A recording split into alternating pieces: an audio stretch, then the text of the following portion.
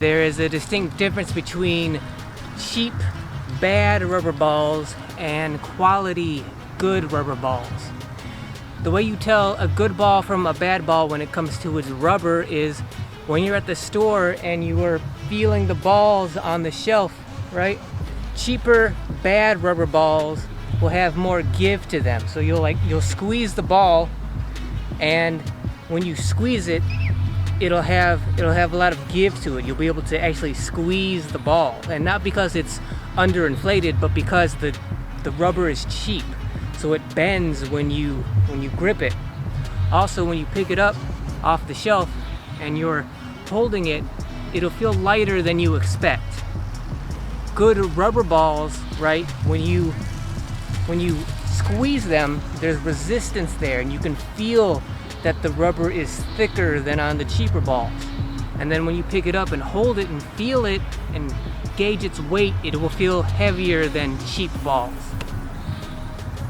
That's how you tell good rubber from bad rubber when you're in the store. Now, when you are talking about rubber balls, the pebbling is even more important than on other makes of balls, because higher grade balls made of synthetic or composite or straight up leather are softer, and so they don't need aggressive pebbling to have good grip.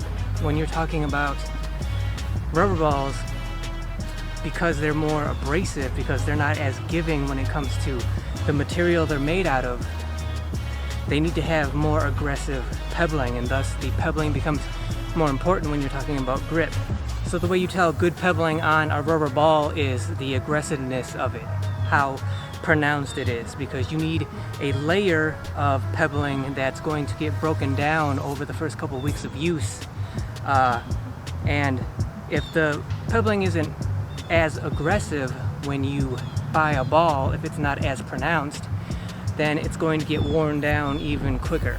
You want a good layer of good pronounced aggressive pebbling on your ball, so that after the first couple weeks when you're breaking in your ball, you will lose some of that pebbling, but from there on, the rest of your ball's lifespan will pretty much be how it feels once you wear off that first layer of pebbling on your ball after the first couple weeks. From there on, the next year, the next season or two, that's the kind of grip it's going to have.